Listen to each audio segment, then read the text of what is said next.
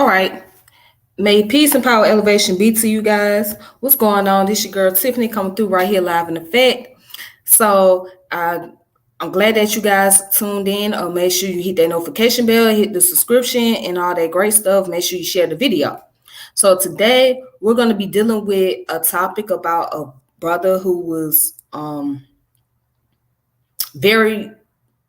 another powerful brother that was into Black history, dealing with Black history information. So we had a lot of Black historians during the late 1800s, early 1900s, and it ended 1930s as well. So this brother here, he was around in the 30s and the 40s. He was around working with Carter G. Woodson on historical archives dealing with African American, and particularly in the Midwest, such as Missouri. And he has written so many other publications. So as you can see, his name is Lorenzo Johnston Greene. So that's who I'm going to be talking about today. And today is his born day. So he was born on this particular day. So we're going to look at his life and his legacy and what all that he has contributed. All right. So let's go ahead and get started. Hello, greens to the chat, green to the chat. All right, so let's look at who Lorenzo Johnston Greene was. And as you can see, I'm going to pull up the information from blackpast.org, all right? And then I got other sources that I want to use as well as far as his publication goes. So as you can see, that's blackpast.org, okay? This is Lorenzo Greene. That's the brother here. So according to this website, Dr. Lorenzo Johnston Greene was a pioneer African-American historian. Greene was born on November the 16th of 1899 in Ansonia, Connecticut. He received his BA, which is Bachelor's of Art, from Howard University in Washington, D.C. in 1924, and his MA, which is Master of Art in History from Columbia University in 1926. So from 1928 to 1933, Greene served as a field representative and research assistant to Carter Woodson, the director of the Association for the Study of Negro Life and History, which is now the Association for the Study of Afro-American Life and History. Okay. And you can find that up. You can also go on Google Scholar and look that up, which was founded in Washington, D.C. This collaboration helped inspire the 1930 publication with Woodson of the Negro Wage Earner. In 1931, Greene published The Employment of Negroes in the District of Columbia, a collaborative effort with Myra C. Callis. Both studies demonstrate Greene's interest in urban history, social history, and race relations. Although he was inspired by Woodson and saw him as a mentor, Greene made his own lasting contribution to the field of history. His most significant academic work was a pioneer study of Blacks in Missouri entitled Missouri's Black Heritage, published in 1980 as a collaborative effort with Antonio F. Holland and Gary Kremer. All right. So let's go down, and it says that he served as instructor and professor of history at Lincoln University in Jefferson City, Missouri from 1933 to 1972. During this period, he continued his graduate studies and received his PhD in history from Columbia University in 1942. That same year, he published The Negro in Colonial New England, 1620 to 1776.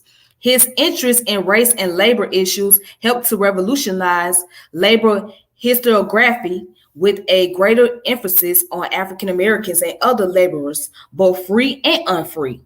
The Negro in Colonial New England is still considered the foundational work on the subject. All right. So again, let's look up some more.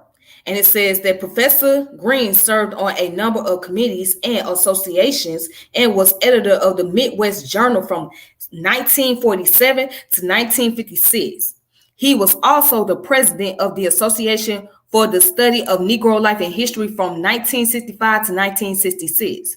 Greene's academic interests included urban history, race and labor in colonial America, Missouri history, the American Midwest, and the New England history. Dr. Greene's interests in racial justice issues led him to serve as the chairman of the subcommittee on education of the Missouri Advisory Committee to the United States Commission on the Civil Rights from 1959 to 1961. Greene worked actively on educational issues in Missouri and spearheaded efforts to desegregate Kansas City schools in the early 1970s. Lorenzo Greene married Thomasina Talley in 1942. He died on January 24th of 1988 in Jefferson City, Missouri. His Working with Carl G. Woodson, the Father of Black History, a diary, 1928 to 1930, was published posthumously. The Lorenzo Johnston Greene papers are now available at the Library of Congress. All right. So that's the history about Lorenzo Greene and his life. So if you want to find out more, of course, this is everybody's favorite go-to website. You can also look on Wiki1, all right?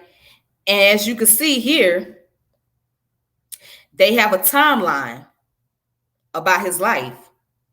So that makes it a lot easier. Okay. And then also you can follow the external links, right? Missouri African American History, Carl G. Woodson, the father of Black History, Old Freedom, After a While, African American History and Culture, Lorenzo Greene, a registry of his papers. Okay. So there's now there might be some information that may be outdated, because you gotta remember he published this stuff during between the 40s and the 50s and round up to the 60s. Okay, so some stuff may seem to be inaccurate, it may be outdated, okay, because of that time period, but there's plethora of information that's still valid to this day. All right, so what we're going to look at, we're going to go into the archives. So the first archive that I want to show, tap on it.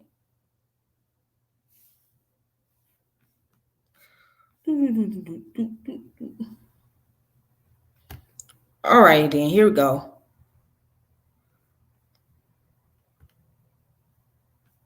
And so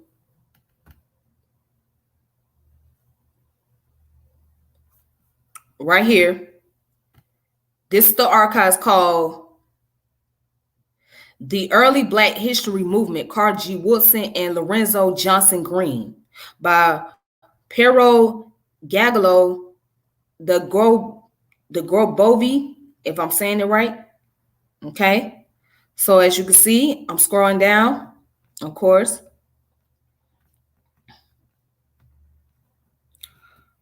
All right, so this book had to be written in 2007. So it's giving an account and biography on Lorenzo Greene's life and also Carl G. Woodson. Okay.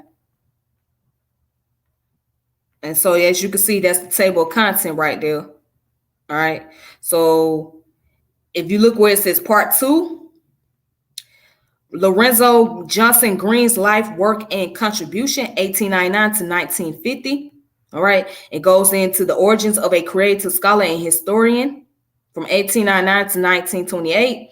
The unselfish worker for the Arsenal, 1928 to 1933. That's the journal, you know, the Association for the Negro Library History, etc. And then this one down here is discovering his mission at Lincoln University, and then the life at Lincoln University. All right. So let's see, what page is the part 2? All right, so let's look at the part 2. Let's go to page 109.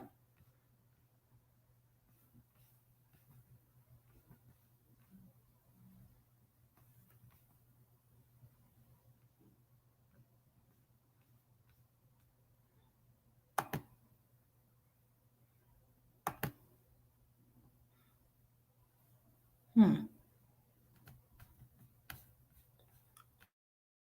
nah, give me a second. So that's where it starts. So I have to skip down.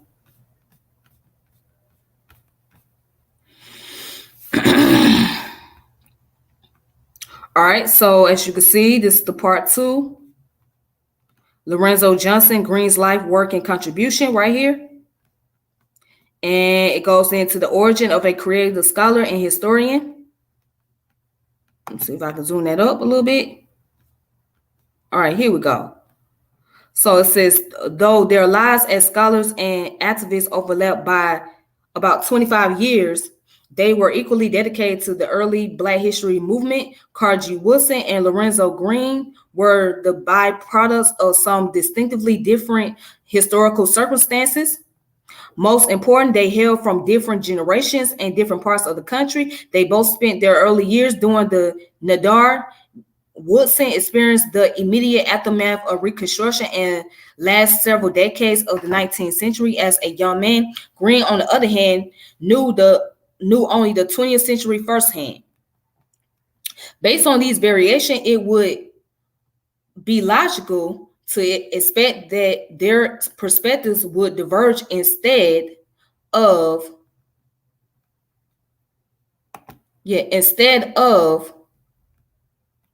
where did I leave off at? Hold on.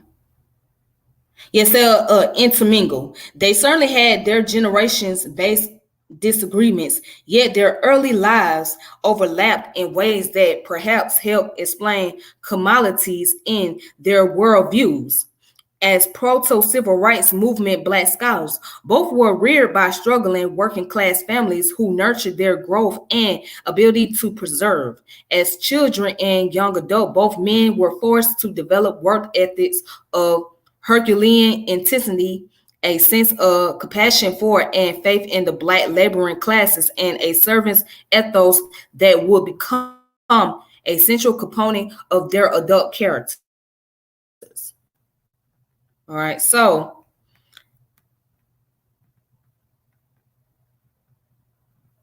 as you can see, it gives account of Greene's life.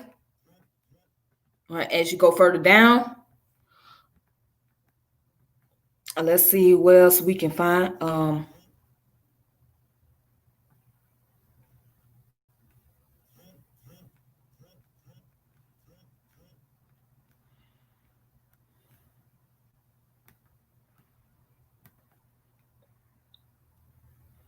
So let's see what we can find as far as this information goes. I'm just looking for something.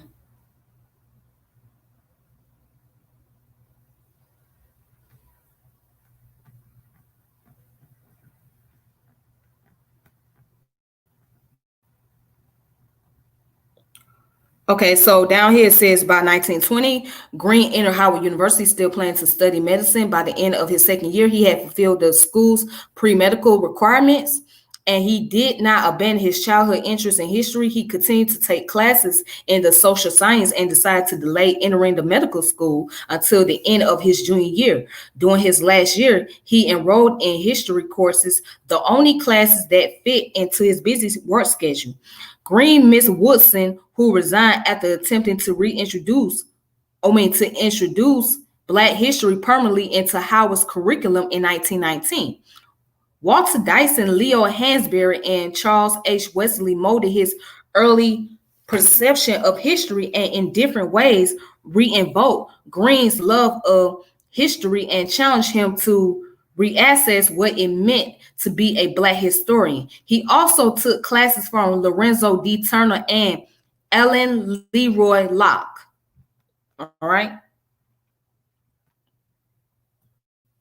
And he said, and it said that Greene greatly admired Wesley, spoke highly of Turner, and was quite critical of Hansberry and Locke. He wrote in his diary that Hansberry did not possess the proper qualification for serious study, possessing only a bachelor's degree and that a war diploma. Greene continued his critical assessment of university African history, instructed in 1928 without biology, which is fundamental, lacking familiarity with French, German, Portuguese, and Arabic, in which languages everything worthwhile on Africa has been written. He is like a man who goes fishing with a bare hook.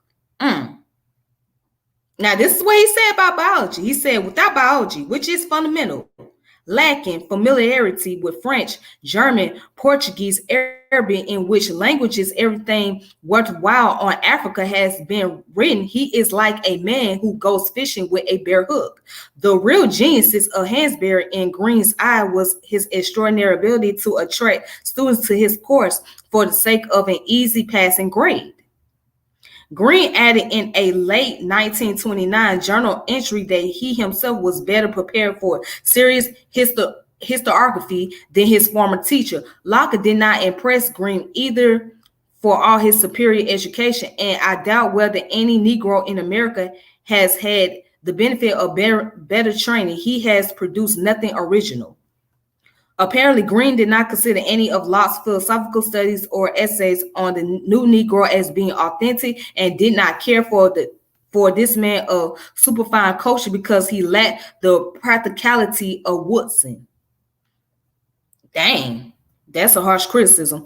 Greene wrote his harsh criticism of Hansberry and Locke in his diary, and probably never intended for his personal thoughts to enter the public domain. His observations were certainly based on his probably tenuous interaction with these two influential Black scholars, but Greene's assessment were counterbalanced by other testimonies. At Howard, Hansberry's popularity, teaching effectiveness, and innocence made a lasting impact on students and faculty. Charles H. Wesley, Greene's mentor, was among those who had great respect for Hansberry's pioneering work in African studies. Greene's view of Locke are refuted by numerous scholars who appreciate Locke's contribution. Charles S. Johnson, William Stanley Brathwaite, W.E.B. Du Bois, and Ralph Bunche, who believed that Locke was a strong and unique beacon, lighting and inciting new course for aspiring young Negroes. All right, so that's just giving you the outline of this book here.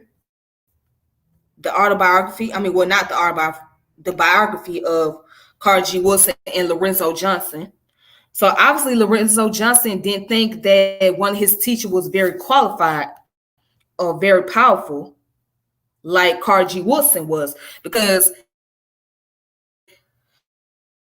Carter G. Woodson as a problem individual, like he was known to be very stern and very vocal when it came down to the history about African Americans. He was very serious. He was on point about it. He dedicated his life so much that he didn't have the time to really settle down and start a family. That's how serious he was.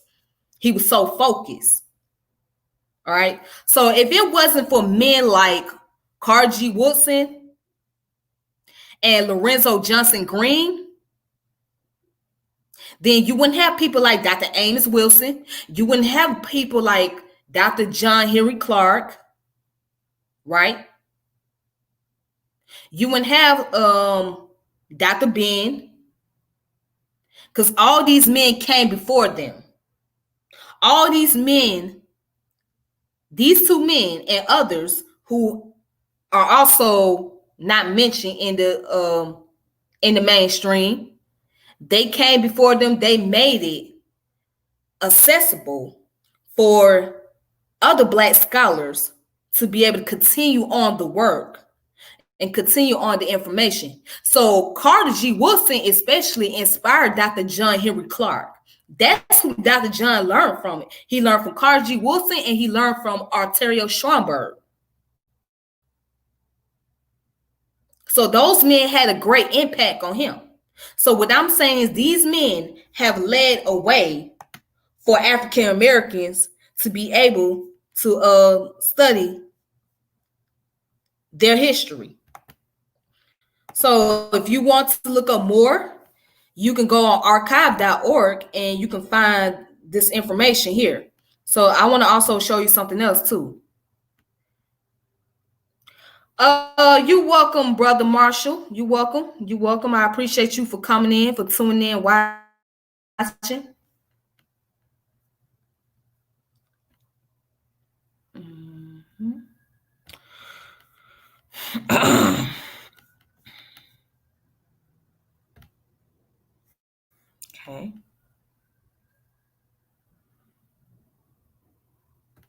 Now, this is a book that was written by Dr. Greene, which was called The Negro in Colonial New England.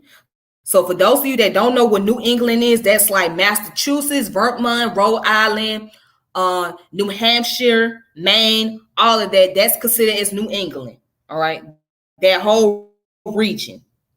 But you know what's so ironic? The United States, or what we call United States, North America, is the reincarnated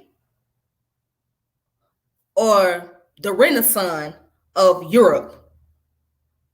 That's all it is, the Renaissance of Europe. So these countries or these cities or these states are named after the countries in Europe, or named after the king or queen or whoever was the leader of various countries in Europe. All right.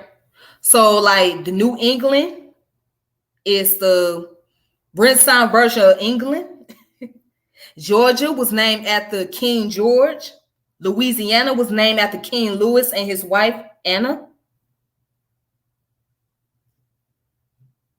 You know, New Orleans was named after the city called Orleans in France. Harlem was named after a city in, I think, Netherlands. Yorktown was named after, or New York was named after a town called York in the Netherlands, or Amsterdam.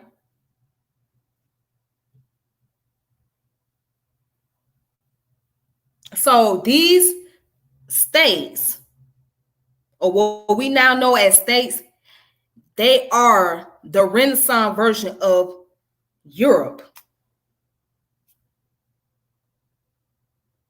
That's all it is. Now, except for the West Coast, because majority of the West Coast was part of Mexico. All right. So if you notice, a lot of the names of those states have Spanish names, right? Like Colorado, Nevada, California, New Mexico, Tallahassee, which is Texas. Part of Texas is part of Mexico. Yeah. It's so many of them. And then even Florida, that was belonged to the Spanish people. Florida, the flower state. Well, it's the sunshine state, but Florida means basically flower. Yeah, so yeah, they all got the European names because it's supposed to be another European, the new Europe, if you want to call it. All right, so let's go ahead and let's look at the let's take a look at this book right here. I don't want to talk too long.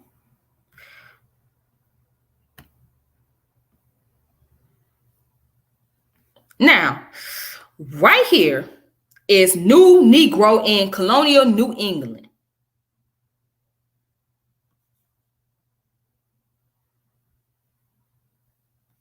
Which is written by Lorenzo Johnston Greene.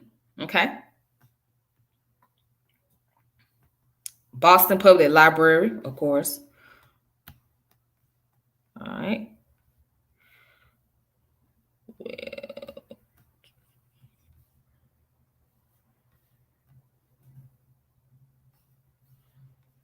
All right, we're going to scroll down. We're going to skip all that. That's the preface. All right, the preface is like the pre-introduction, right? That was written by Lorenzo Greene himself, right? And these are the chapters: table of contents, Black merchandise, social repercussion, the Negro population, slave occupations, machinery of control, crime and punishment, the slave before the law, the slave family, master and slave, slave and conversion, the free Negro, and then you got the summary. So 1, 2, 3, 4, 5, 6, 7, 8, 9, 10, 11. That's 12 chapters. Okay, that's 12 chapters in this book. And it's about 430 pages long. So whatever outdated books you can't find online, like if you can't go to Amazon and purchase it, you can probably find on archives.org. Okay. So let's go ahead and get started. Let's look at it. All right, so let's just look at chapter 1. Let's just start off with chapter 1.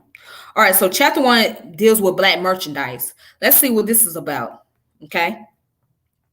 So on August the 3rd of 1713, the stepbrother of Benjamin Franklin advertised in the columns of the Boston New Letters the 3 Negro men and 2 women to be sold and to be seen at the house of Mr. Josiah Franklin in the Union Street, Boston. Josiah Franklin was a prosperous merchant who not only sold Negroes at his tavern, but also permitted other slave dealers to use his place as a showroom for human chattels. The sale of Negroes by Franklin should not have been surprising to the casual reader of the newsletter in 1713. By this time, Bostonians had grown accustomed to the auction of slaves for advertisement listing them for sale had become commonplace. In fact, as the appearance of Negroes on the bustling streets of New England towns, the manner in which this traffic began, and the status of the import blacks in the society of colonial New England is the burden of this study. Although blacks had been sold in Boston for some time, it is not definitely known when the first Negro slaves were brought into New England. So now he's going to the history about New England, and what he's talking about is Boston, all right? Because remember, the North had slaves before the South. So, well, no. Yeah, the North was very well known for slavery before the South was. And then when the North decided to abolish slavery, the slavery kept going in the South. But let's continue.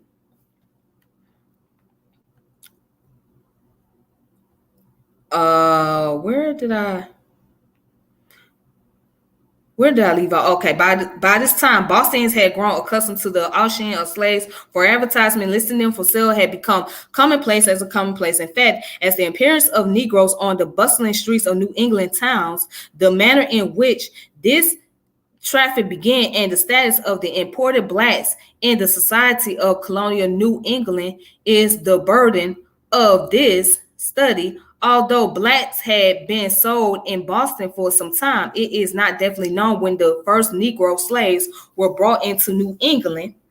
Slavery, like indentured servitudes, is said to have existed in New England before the settlement of the Massachusetts Bay Colony in 1629 and was first identified with Massachusetts. Samuel Maverick, apparently New England's first slaveholder, arrived in Massachusetts in 1624, and according to Paffery, owned two Negroes before John Winthrop, who later became governor of that colony, arrived in 1630. If Paffery's statement is correct, the beginnings of New England Negro slavery would fall somewhere between 1624 and 1630. Other authorities, however, who claim that Negro slaves were first brought to New England in 1630 based their contentions on a statement in John Winthrop's journal recorded on December 12, 1638, the return of Boston of Captain William Pierce in the sailman ship Desire. Pierce had gone to Providence and Tortugas in the West Indies with a cargo including some captives, Pledo Indians, whom he had sold into slavery there. The colonists who were in the need of labor had feared to enslave the fierce Indian warriors and ordered Pierce to dispose of them in the West Indies. All right, so I'm not going to go any further, but again, this is giving the account of slavery that took place within New England, and also that took place within New England in places like Boston. So again, slavery was very prevalent in the North. Like, it was very prevalent, it was very popular in the North before it became really popular in the South. So for the North, it was more about industrial work, textile labors. In the South, it was more about agricultural. So you have a lot more agricultural stuff going on in the South than you do in the North, because in the northern states, they're in a colder climate than they are in, whereas in the South, it's a much warmer climate. So that's why. Okay. So that's that book, and I'm gonna show you a couple of more. Let me see something. What is this? Let's look at the Negro Wage Earner, Greene and Woodson. All right. Let's look at that. Let's see what that's about. Okay, let's see that. Let me zoom this up.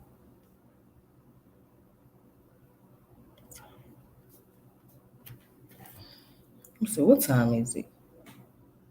Oh, let's see what time it is. Okay, I got no time. All right. All right, here it is. So here's another book that he did with Carl G. Woodson, which was called The Negro Wage Earner.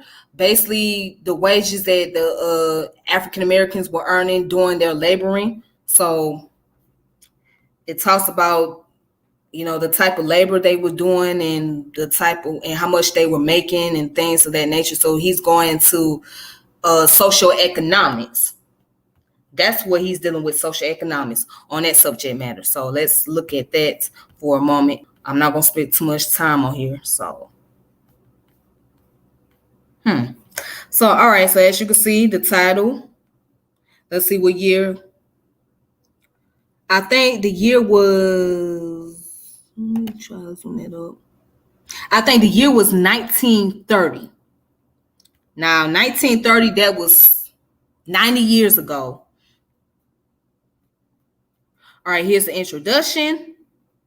And it says on the introduction, this is the first actual product of 3-year survey of social and economic conditions of the Negroes of the United States, recently made by the Association for the Study of Negro Life and History. The purpose of the study is to show the various occupations in which Negroes have been employed and to determine whether or not they have increased or decreased their numbers in those various lines. Special effort has been made also to point out certain employments in which they were not originally occupied but have gone into during recent years. The study therefore might be entitled The Development of the Negro in Occupation.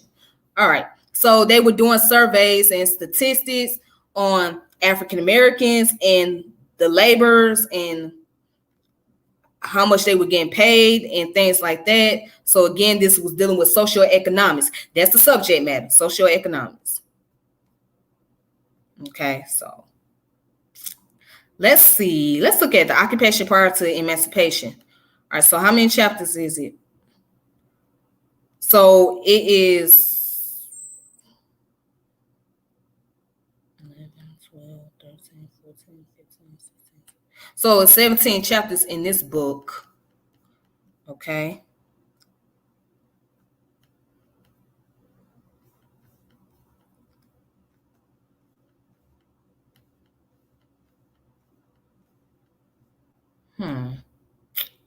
Let's look at this. All right. Let's just check out chapter 1. So, occupation prior to emancipation. In the study of the occupation of Negroes prior to the 1860s, we must keep in mind the Negro population. Let us first direct attention to this element in the free states. The free blacks in these states constituted a constantly diminishing ratio of the total inhabitants of that section. In 1790, out of a total population of 1,968,040 in the North, only 67,424 or 3.4% were Negroes. By 1860, this proportion had decreased to 1.7%. The total Negro element being 344,719 as against 19,888,564 whites. Thus, it is evident that because of their numerical weakness in the free states, the Negroes as an economic factor in that section were relatively unimportant. That's no surprise to me, but let's continue. This was largely because of the failure of Negro slavery as a profitable business in the free states, which more than any other consideration affected its abolition by about 1830. All right. Prior to the war for the Southern independence, the Negro in the North were restricted chiefly to two occupations: agricultural pursuit and domestic service. Negroes as slaves were first employed as agricultural laborers. As early as 1628, they were engaged in cultivating the farms in New Amsterdam by the Dutch. And by 1700, they were similarly employed in all northern colonies. The numbers engaged were not large, for the farms were generally small, rarely exceeding a few hundred acres. Exception obtained in the minor of New York and New Jersey in the fertile dairy farm regions of, I don't know how you say this word, so I'm going to skip it. Well, but it's somewhere in Rhode Island. All right, let's look at that. In the middle states, the farms in these parts were not small. Comparatively large numbers of Negro farm hands were employed. They were frequently idle, however, because of the lack of an all year round staple, and were therefore often hired out. Farm labor, however, does not seem to have been preferred by the Negro. After emancipation, many drifted to the seaports and industrial centers. They invariably met with the keen competition and prejudice of the white workers. The places of those Negroes migrating to the towns, however, were taken in the states near the Mason and Dixon line by newcomers from the South. Now, for those of you that don't know what the Mason and Dixon line is, that's places like Delaware, Maryland, Washington, D.C. What's part of the Mason-Dixon line? I want to say Virginia, but I could be wrong. And I think West Virginia as well, but I know for sure it's Maryland and Delaware and Washington, D.C. All right, and partly Virginia. But technically speaking, Maryland and Virginia is considered as the South. Okay. I'm not sure about Delaware, but I know Maryland and Virginia are the South for sure. Most definitely. All right. Excuse me. So let's skip on down. Many of them were persuaded by white sympathizers to settle in the rural districts to work at the occupation with which they were best acquainted, farmer labor. In addition to serving as laborers on plantations, a number of Negroes became small farmers in the North. On the whole, however, Negro as an agricultural worker, whether as a laborer or independent farmer in the North, was comparatively insignificant. This result was attributed to the varied opportunities for employment, which made the town unusually attractive to rural Negroes to the influx of poor foreign whites as foreign laborers, to their prejudice against Negro workers in any capacity, and to the laws of some hostile states which forbade the hiring of Negroes who could not produce certificates of emancipation as evidence of their freedom. The largest number of Negro workers in the free states down to the end of the antebellum era, however, went into domestic service. The men were employed chiefly as barbers, waiters, butlers. Butlers are like, think of them as the male version of maids. So basically what the butlers do, they're responsible for cleaning up the house. They do domestic works. All right, they domestic servers. That's all they do, domestic things. That's a butler. Coachmen, janitors, porters, and stablemen. The women found employment either as laundresses, maids, cooks, seamstress, mean women, a person who can sew, nursemaids, hairdresser, or day laborers. All right.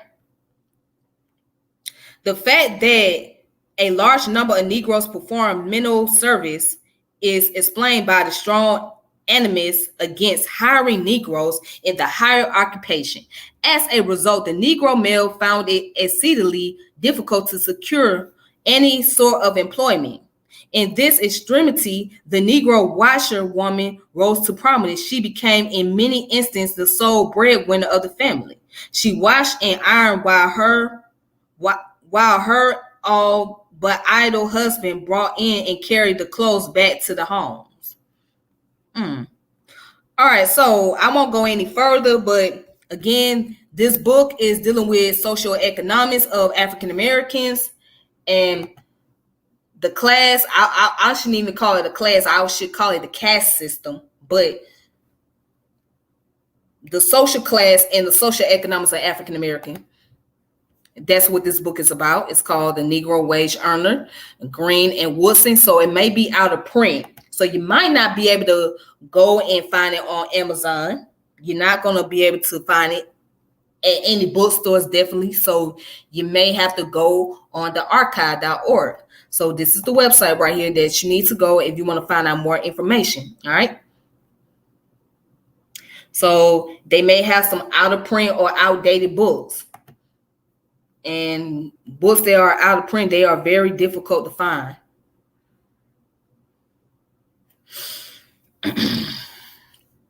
Boy, I'm getting tired.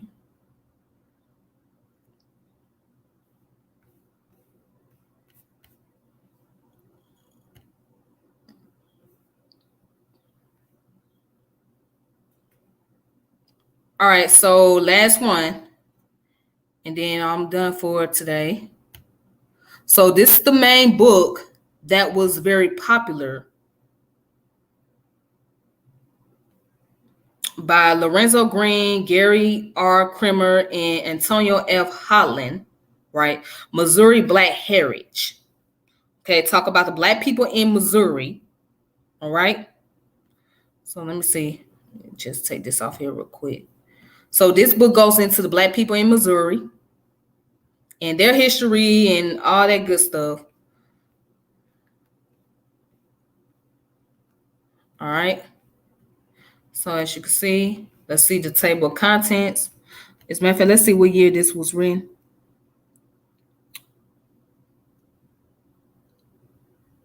Okay, it said the first edition came out in 1980. And then it was revised in 1993. Okay.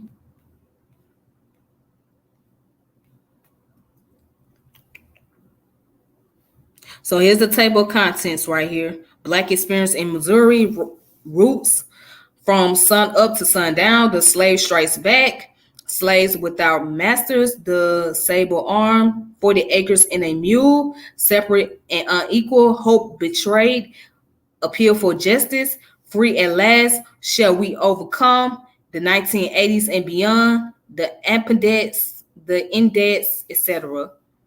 So okay. So the heck? Oh, shoot. Give me a second, you guys. Sorry about that. I thought I hit on it. So right here, as you can see, it gives you an option whether you want to borrow the book or whether you want to return it. It's on you. So you can borrow it for an hour. You can borrow it for 14 days. You can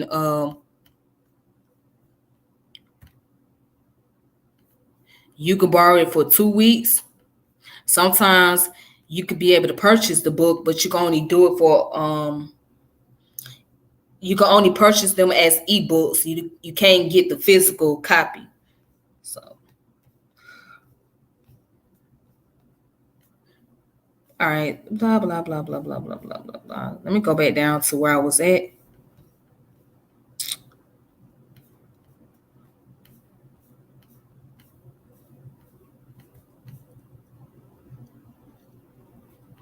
All right.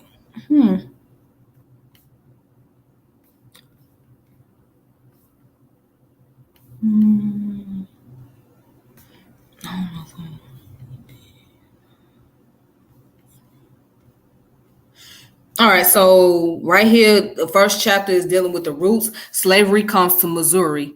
Yeah. Okay, so it says Black Africans first came to the territory we know now as Missouri. And let me zoom that up.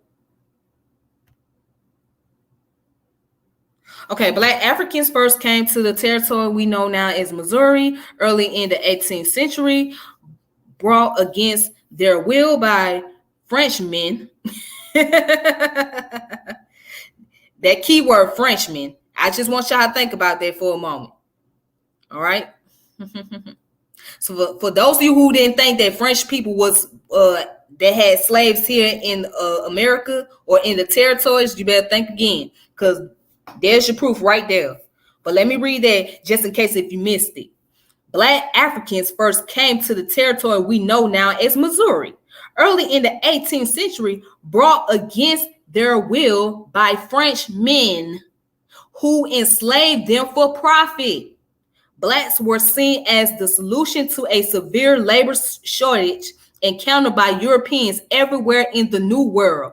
Frenchmen, primarily for trappers and traders, had frequented the Mississippi River Valley since the Joliet Marquette, I'm not good at French, so forgive me, expedition of the 1670s. The first serious forays of Frenchmen in the land of the western bank of the Great River, however, did not occur until 1710 through 1720.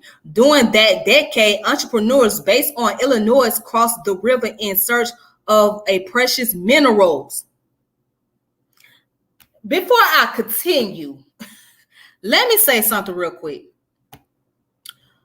From Canada, right, or part of Canada, all the way on down to Louisiana, that was considered as the Louisiana Territory. You know why? Because the French was going to buy up their whole region.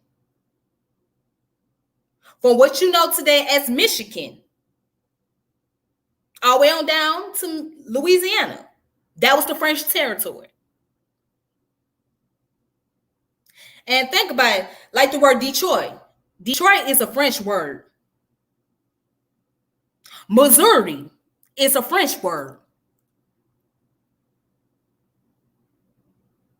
And that's why you got people in Canada that speaks French.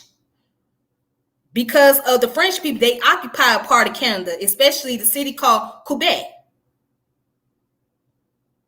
So this goes to show you, based on that information, okay, and this is for the ADOS people especially. So it wasn't just the Anglo-Saxon that was enslaving Black folks. It was also the Frenchmen, the Spanish. They had their hands in it too. Because I just read to you, I just show you proof right there that the Frenchmen, not the Anglo-Saxon, not the British men, not the Portuguese men, not the Spanish men, but the French men had black slaves in the area which is now known as Missouri.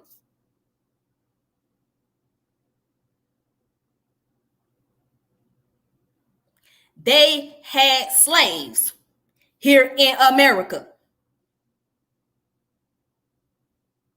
So when we talk about reparation, okay, let's be straight up. When we talk about reparation, right? The same people that enslaved those in the Caribbean were the same people that enslaved us. The Dutch had slaves. The French had slaves. The Spanish had slaves. The Portuguese had slaves. Well, yeah, the Portuguese had slaves, but they didn't have them here in America. They had them in primarily South America. Okay. The Anglo-Saxon, British, they had a lot of slaves.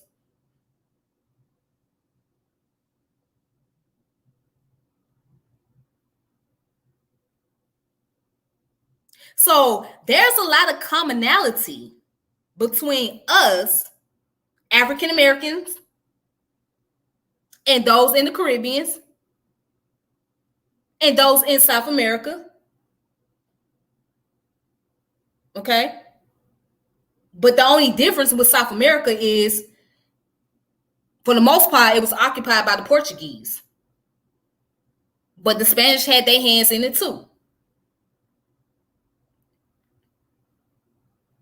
So you can't sit up here and be biased and say, oh, well, you know what? You don't come from the show. You don't have descendants here in America. You're not. How do you know? Let me ask you this. How do you know? How do you know that that person that's coming from the Caribbean don't have a descendant here in America? How do you know that? How can't you verify that or prove that this individual that may be from Haiti, that may be from Jamaica, that may be from the Barbados or Trinidad don't have a descendant here in America? How do you know? How do you know that genealogy? Do you not realize there was slave trade going on between the Caribbeans and the United States after slavery was illegal?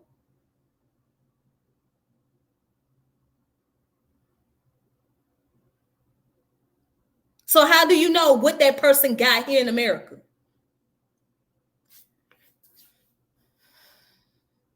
I just want y'all to think about that. See, y'all got to study deep into this. It's more than what you just given.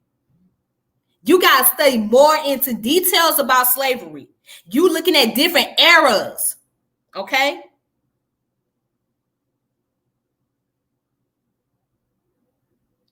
You got to look at what happened in Jamestown in 1619, the Middle Passage, the antebellum era. You got to look at all of that. So that goes to show you slavery was not just a United States business. It wasn't just a U.S. business. It was a global thing. Meaning that the Europeans were enslaving people from North America all the way on down to Latin America.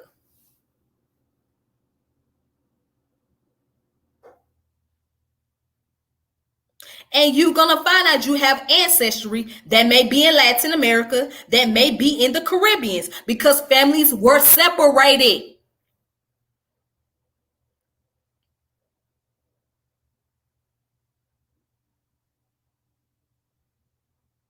This is something that y'all got to think about. And you want to fight against racism, but how you going to fight against racism if you're trying to create dichotomy amongst yourselves? How you fighting against racism if you're going to create dichotomy, if you're trying to create a division between somebody that's Caribbean and somebody that's African American, somebody that's Latino American? How are you doing that? How are you fighting racism? You might as well not even fight against racism if you're going to be doing that, because there's many of y'all that carry this narcissistic attitude like you're running shit, but you're really not running a damn thing.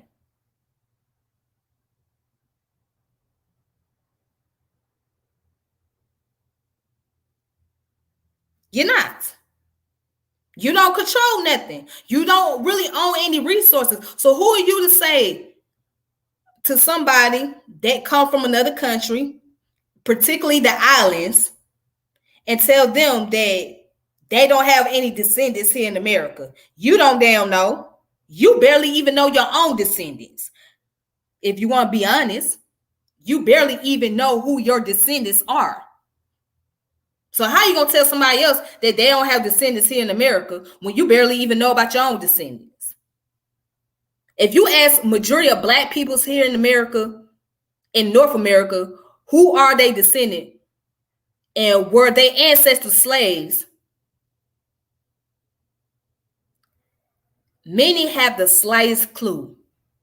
I mean, they know that they had people that was in slavery, but they couldn't tell you about their lineage because they have the slightest clue. And it's not really discussed in the family.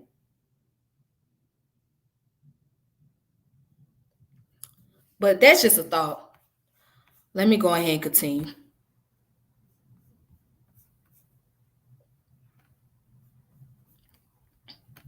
Now, let's go ahead and continue because that's just a thought right there. I just wanted to put that out there. Just want to put it out there. All right. Now, right here it says 1717. The French crown granted a monopoly on trade in the valley to the Company of the West, headed by the Scotsman John Law. Oh, not to mention the Scottish people. Oh, I forgot about the Scottish. We can't forget about them.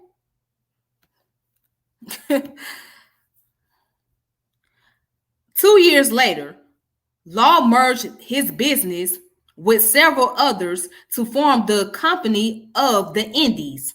Employed by the Company of the Indies, Marc Antoine de la Laure des Ussen, together with a crew of workmen, began digging for lead and silver in the Mont-la-Monte area in June of 1719. Mining operations at the time were both primitive and arduous, and Des Ussens quickly realized that he would have difficulty maintaining an adequate labor force. All right. So on July the 10th of 1719, he wrote to his superior, "You can imagine that soldiers do not work at the mines. Therefore, the sooner we shall get Negroes, the better it will be. The Frenchmen are unfit for this kind of work, and if they want to work, their wages will in proportion be much higher than the profits from the mine will permit."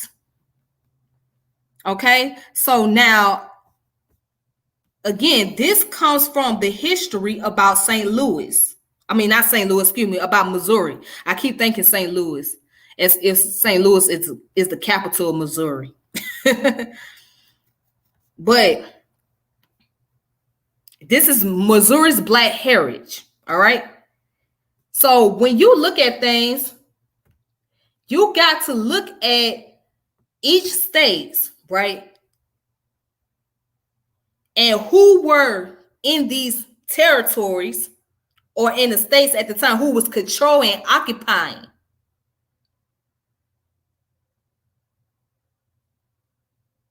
So it does us no good to just say or just be biased and just point out one thing.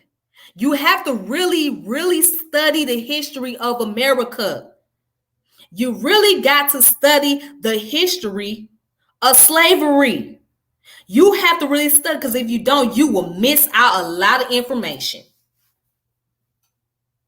You will miss out a whole lot of information. All right. So let's see. If you guys want to look it up, remember, you can go on the archive.org and you can be able to find all kind of information, plethora of information. Anything you're looking for, there's a lot of information available. You know what I'm saying? There's no excuse. Absolutely none whatsoever. All right. So with that being said, I'm going to close this out. Right. So let me talk about one thing. I want to bring this up since we're on this topic about slavery. Someone mentioned on a podcast, well, on their channel, that capitalism didn't enslave us. It was democracy that enslaved us.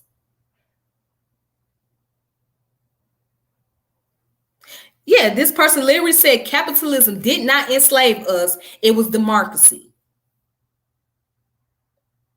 Then later on said it was both. Now let me say this. How did you skip over capitalism and get to democracy? How did you do that? This goes to show you don't really understand how the system works. Because before that was a democracy, that was capitalism. And when it came down to slavery, it was all about business. It was all about profit. It was all about economics. It had nothing to do with political systems. It didn't have nothing to do with political parties. It had something to do with economics. Economic was the key. Economic was the main component of slavery. So capitalism was the main reason why people was enslaved, not just democracy. Democracy became the catalyst. Not democracy. Capitalism became the catalyst for democracy. It opened up the doors for democracy, but it wasn't democracy for Black folks. I'll tell you that. But slavery always goes back to capitalism, not democracy. Capitalism was the main reason why slavery exists. Capitalism is what kept our people enslaved.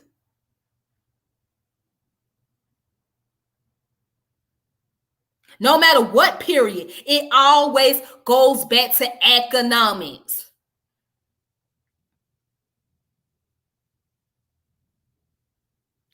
Even after the American Revolution, it was still capitalism. Because the South said, we're not giving up this. We're not going to end slavery, because it's not about the fact that they wanted to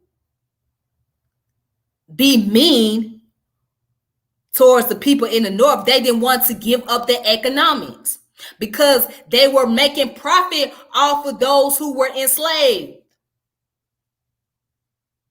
They would generate money, wealth off of that. So the reason why white people today, if you want to pay attention, the reason why white people today are at the highest of those who are wealthy,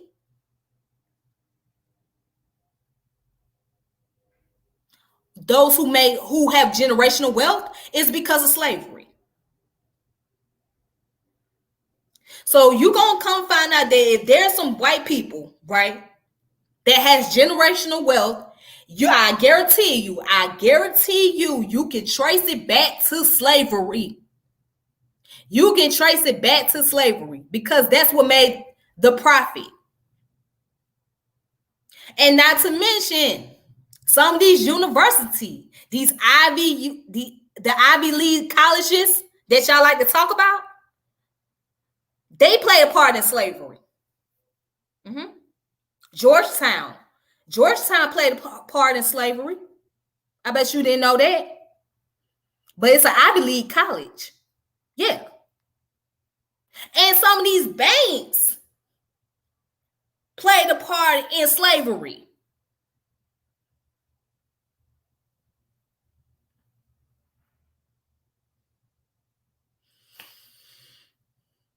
So you can't tell me it was some damn democracy that got us enslaved. It was capitalism. Capitalism was the main reason why slavery existed. Was the main reason why Black people did not earn their freedom right away.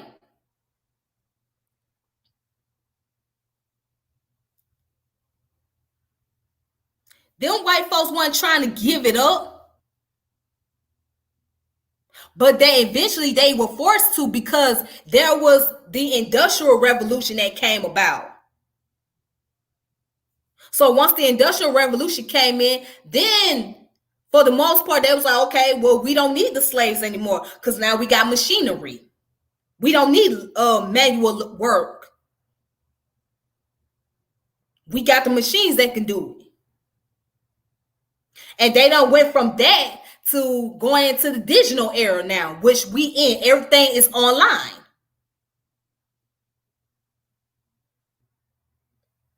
Hell, you got self-cash checkouts. So everything has been digitalized. You don't have to go to places anymore. You can just go online, go on your cellular device, look up whatever you want, and boom. All you gotta do is wait on it to be delivered. Hell, you don't even have to go to the grocery store. Because they got it where you can order your groceries online and somebody can send it to your house.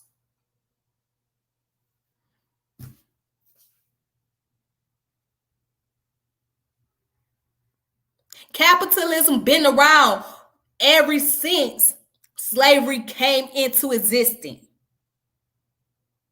Capitalism hasn't went anywhere. The things that people do, right, for the most part, when it comes to survival, it's always going to refer back to the money. The shit that you see on television, people doing it because of the what? The money. The money is the object. The money is the main focus. So to sit here and tell me that it wasn't about the money, it was about more so integrity, because that's what you're looking at when you talk about democracy, dealing with the integrity part. No, it was about the money. Income over integrity. Whatever can make me some damn money, I'm going to go for it. That was the attitude of these slave masters. They weren't studying no damn integrity. They weren't studying no damn democracy. They wanted some goddamn money. That's what they was looking at. Money. Economics. That's how they built generational wealth off of the sweat and blood and tears of our ancestors.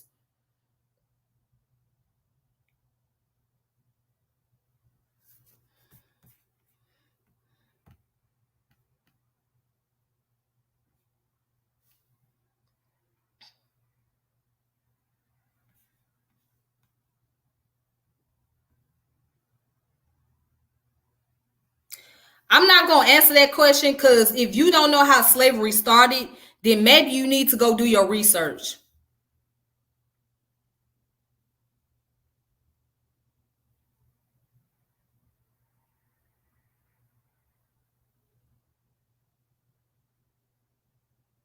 So if you're asking how slavery started in America,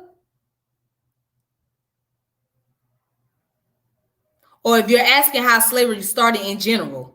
So let's be honest, slavery took place not only in America, but it was happening throughout the world. Okay. But there was various forms of slavery.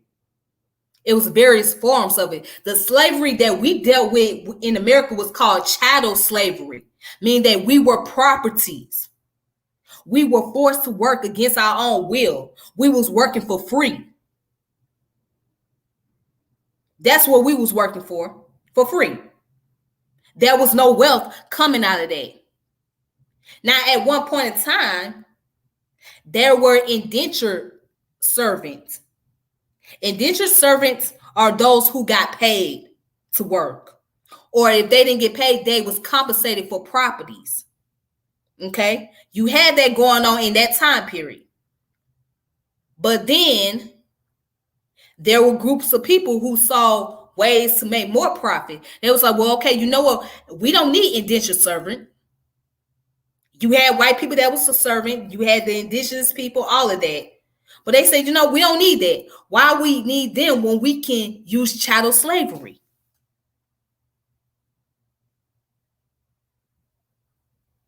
Why do we need indentured servitude when we can use chattel slavery? Because at that time, they didn't have to come out their pocket to pay no damn body. It was free labor. They didn't have to come out their goddamn pocket. And do you really want to know what the real capitalism look like?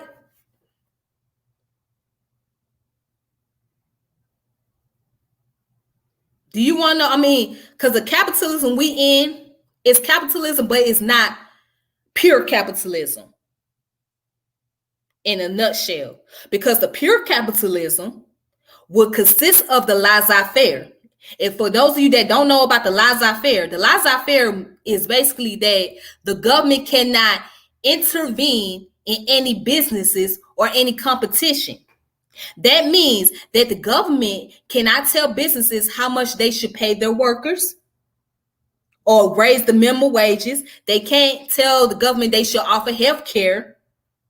They can't tell the workers about the child laboring laws.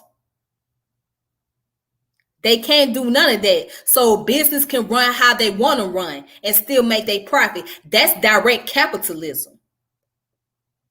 But because you got government interfering, these companies, they have to abide by the rule. They have to follow the EEOC law, which is Equal Employment Opportunity Commission.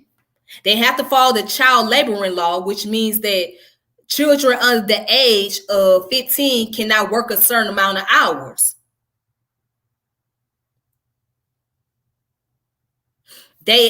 Every company, they have to offer health care. They have to abide by the minimum wage law.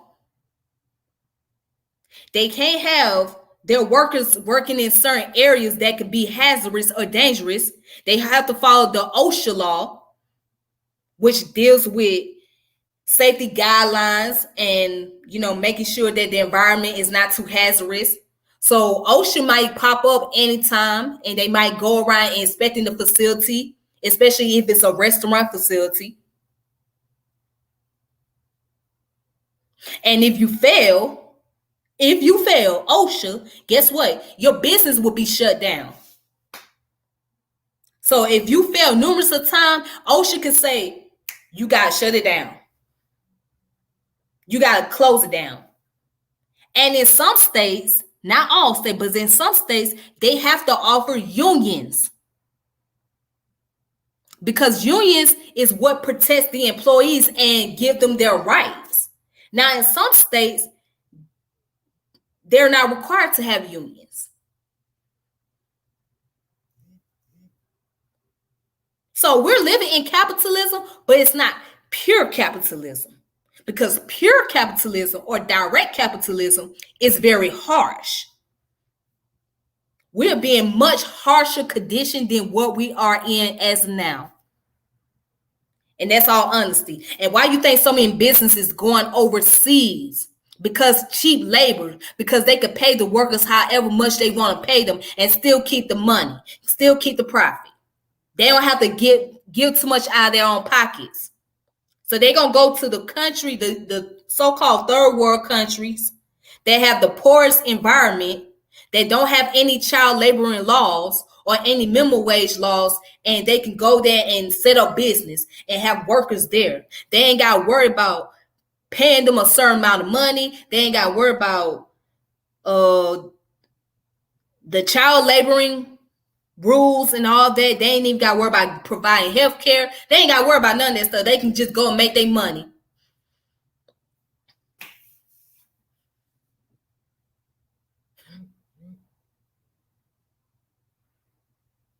But anyways, and I've been on here for too long. Yeah, I've been on here too long. Anyways, you guys, I gotta get going. But I appreciate you all for tuning in, watching.